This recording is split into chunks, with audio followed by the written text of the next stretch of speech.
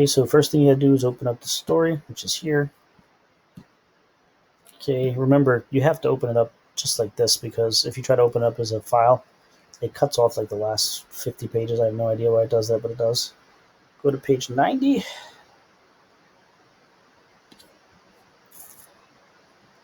Chapter 17. Make sure you guys are here. Alright, so remember in the last chapter that we read a week ago, basically you have um, Woodrow and Gypsy are starting to have a little bit of beef with each other. Um, Gypsy doesn't like the fact that Woodrow seems to be able to get away with everything. So they're kind of getting on each other's nerves. At the end of the chapter, Woodrow tells a story about a woman who was kind of a nasty person who winds up killing her husband after he murdered her with her long hair. And the only reason why he kind of tells the story is to kind of upset Gypsy. So this is the continuation of the chapter 17. For the rest of the summer, vacation things were not quite the same between me and Woodrow, but we were polite to each other. We didn't mention the change. What change are they talking about? What change? I just mentioned it. What's different now? They're annoying. Yeah, exactly. Yep. The fact that they aren't getting along so well. The last Saturday in August, Mama took me to Bristol, that's a city, to shop for new clothes like she did every year. I didn't ask Woodrow to go along, even though I knew he had never been there and he really wanted to go. I got dresses, skirts, sweaters, shoes, and topper for cool fall mornings. We had lunch at the S&W cafeteria and drove home late through the rolling hills of Abingdon and Lebanon. It was a beautiful drive. Just me and Mama. We had a good time. Coal Station got its first stoplight at the intersection of Residence and Main, and we all trekked down there to see it, even Dog. So, again, this is back in time. So, them putting a traffic light in this small city was like a big deal for them. Nowadays, nobody would care, right, if somebody puts up a new traffic light. Grandpa was in the market for a new car, so Woodrow went around singing car commercial ditties. So ditties like a little song. So again, the way people used to advertise back in the day, nowadays everything's like actually advertising now is actually kind of crazy and hidden and sneaky. It's done through your phone.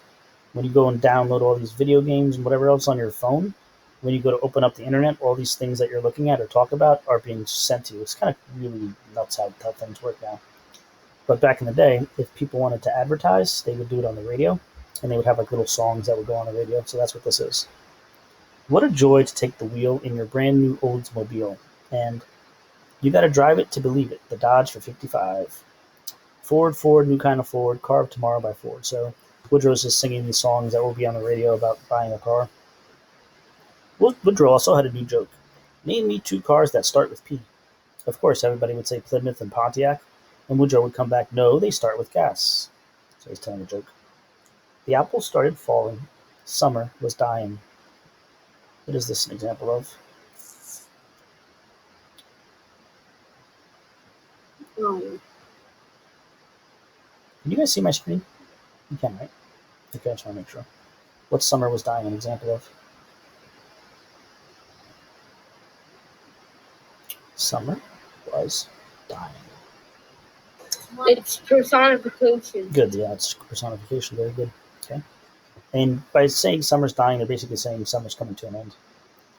It looked like Cleveland was going to the World Series, and there were no new developments in the Bell Prater case. Remember, Bell Prater's Gypsy's aunt who was missing, and Woodrow's mother. My old familiar nightmare came more often, but with less horror. It didn't send me into hysterics anymore. Sometimes I'd wake up with a tear on my cheek, haunted by the memory of the blood on the face of a dead animal. I'd look out my open window at the stars at such times, and I could almost recall what it was that nightmare was trying to tell me. Almost. The ugly thing seemed ready to come out and show itself to me.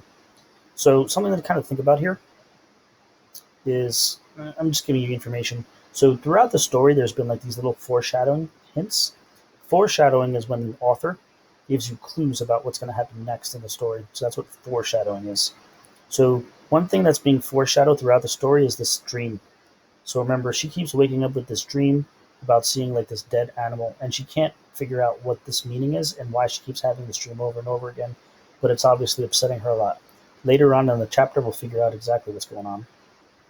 School started back the day after Labor Day, and Woodrow and I advanced to the 7th grade. We couldn't call it high school yet, but it was in the same building as the high school, and we would be changing classes. On the first day, Woodrow and I found out we were assigned to the same homeroom. Our teacher was new, a man from Eastern Virginia. Neither of us had ever had a man teacher before. Several of our classmates, including Buzz, Mary Lee, Franklin Delano, Flo, and Willie, were in our room again. We all sat there in new clothes before the bell rang, talking in hushed voices and sizing the teacher up. He was a middle-aged man with tiny blue eyes and a big red nose.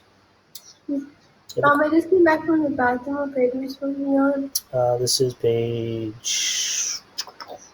I can't see the page number. This is like 91 or 92. I don't know why it's not telling me the page number, so I'm going up and down. It's annoying. So this was 90, so this is 91. Now I left my try. Where was I? Are you supposed to not be presenting? I don't see. What are you saying, Jason? Nothing. Oh. I forgot where I left off now because I was looking at the page. Where did I leave off? Here? Forehead? Is that where I left? What was the last word I read? Arthur? You don't know? Great. Alright, so I'm just going to stop here because I'm pretty sure it's... You said big red nose. Big red nose. Yeah, okay, so I'm right here.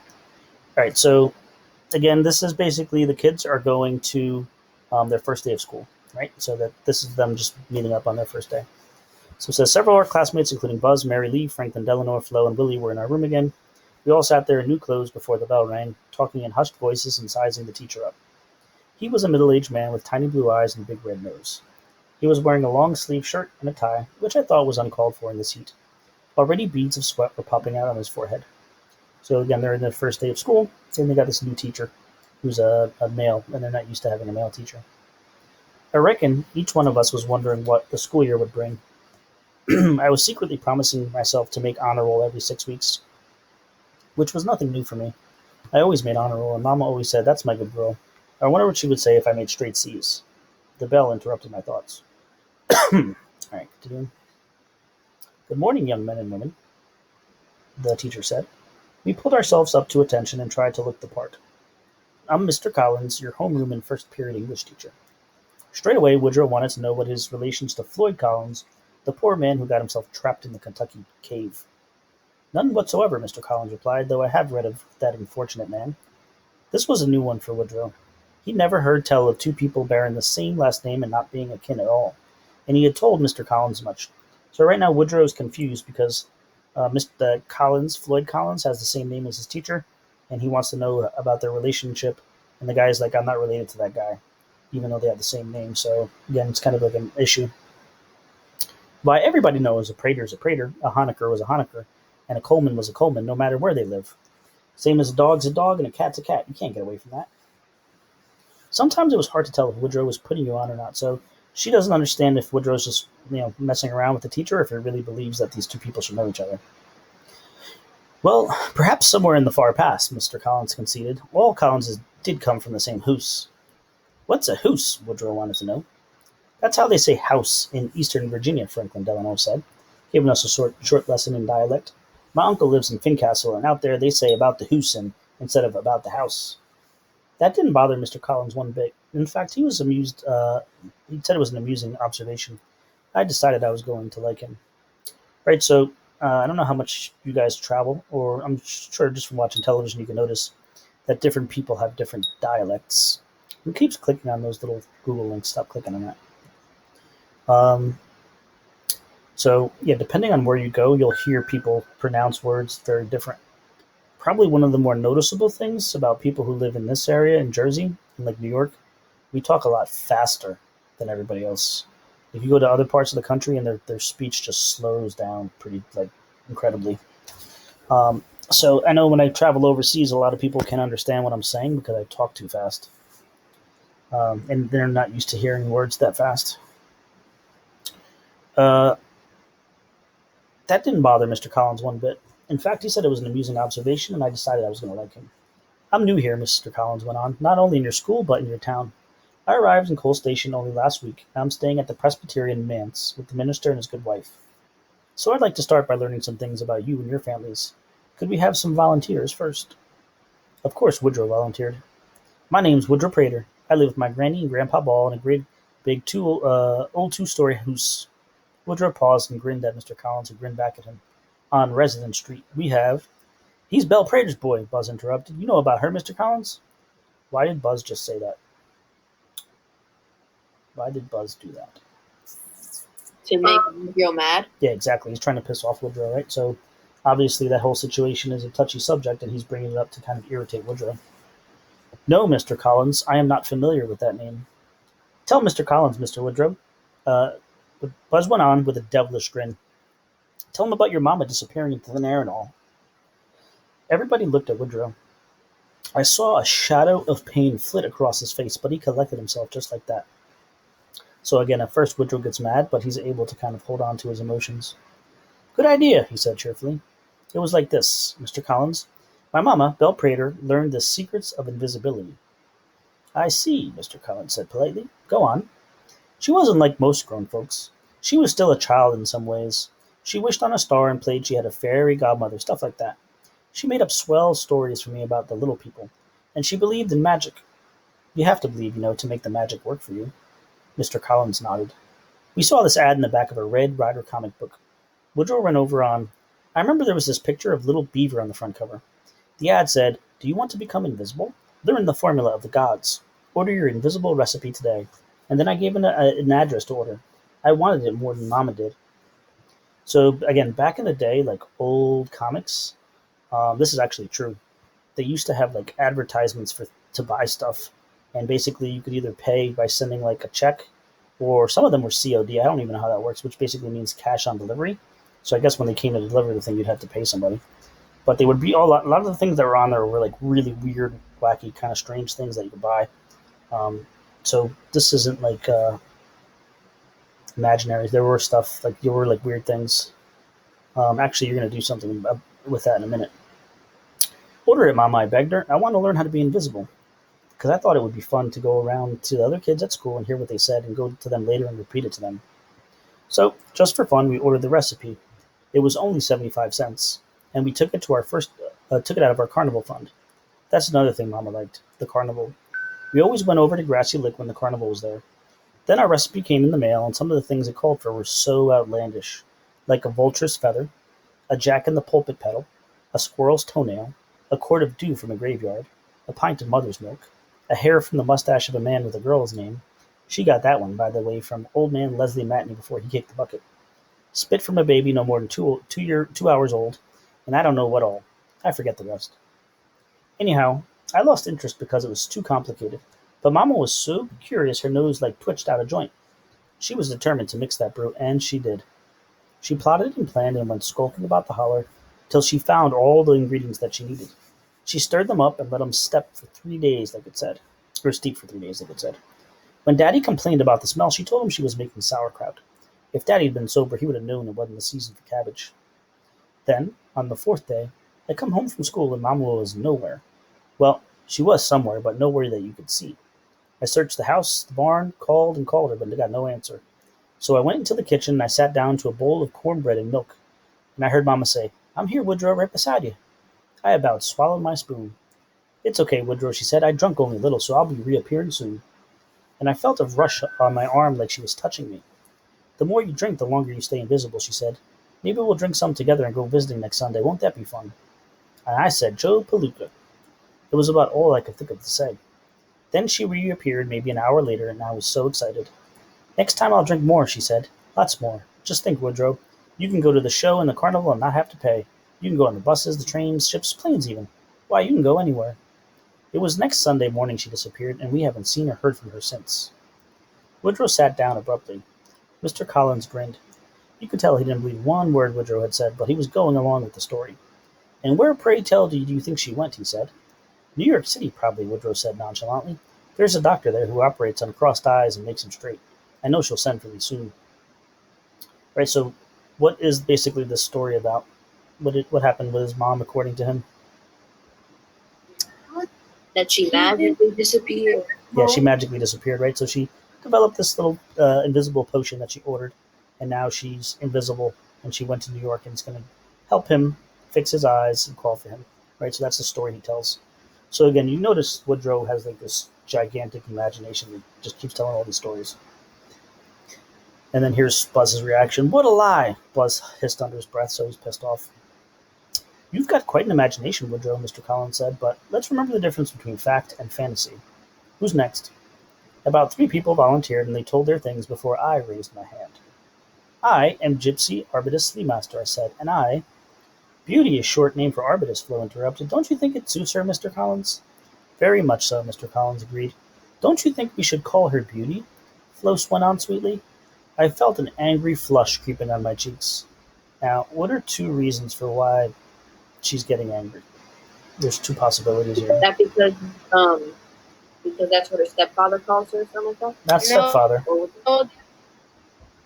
No, because she doesn't just have her beauty. Yeah, it wasn't the stepfather who called her Beauty. Who was it?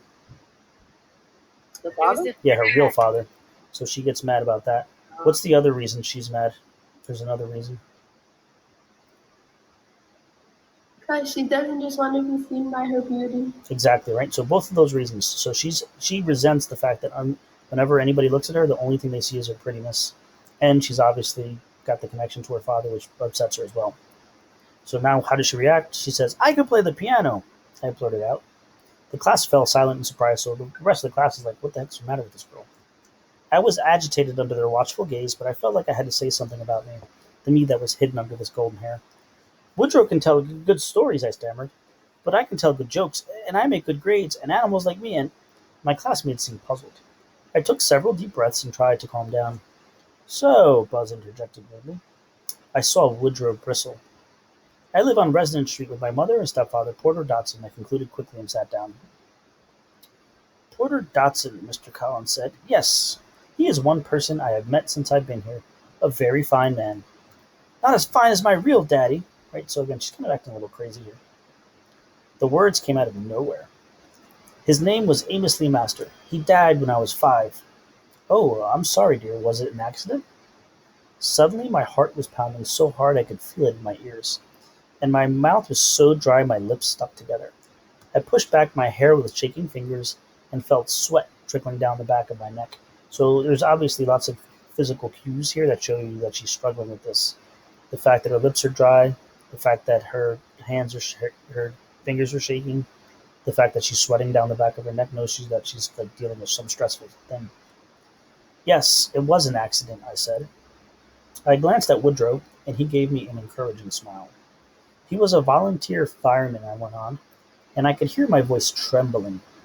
And he went into a burning house to save a baby, and he did save the baby, but he died. That's a lie, Buzz Osborne said out loud.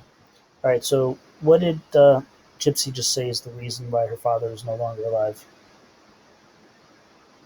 He did his baby and died in the process? Yes, exactly right. So he died in a fire trying to save a baby. Now Buzz is saying she's lying. That's a very rude thing to say, Mr. Collins scolded Buzz, so she's yelling at him for saying that. Well, if it's a lie, let me tell you. Shut up, Buzz. Now Woodrow shouted, so now Woodrow's standing up for his cousin. I was gripped with terror. Buzz was going to say it. He was going to make me hear it.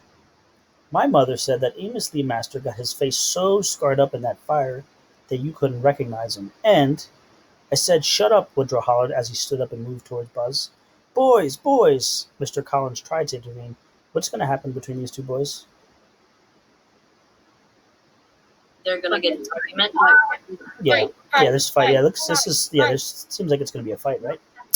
Mr. Collins tried to intervene, but his voice was drowned out by Buzz's next words. And he was married to the prettiest woman in the hills. We do not talk about this in front of Gypsy, Woodrow screamed, and he raised his fist to Buzz. So he took a gun and shot his own self in the face, Buzz continued. Amos Lee Master killed himself. So there it was. The ugly thing was out. So what did Buzz say is the reason why Amos is no longer alive?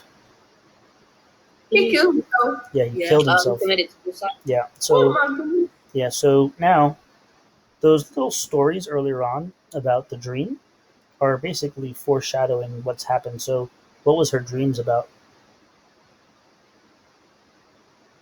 What Her was? dad shooting her. Yeah, exactly. Yeah, the father, right? So now we kind of know why she's having this recurring nightmare of this dead thing. Now we find out the dead thing is actually the father that she's been dreaming about. All right, so I'm going to show you two things.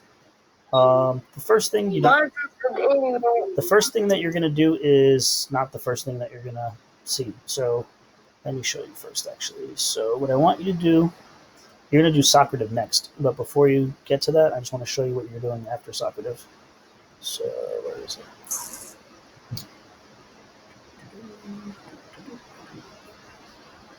So if Well, you, Mister, did they already say that happened to Gypsy's father? no, That's the first. we know it's been a mystery to us. We just know he died, but we had no idea how he died.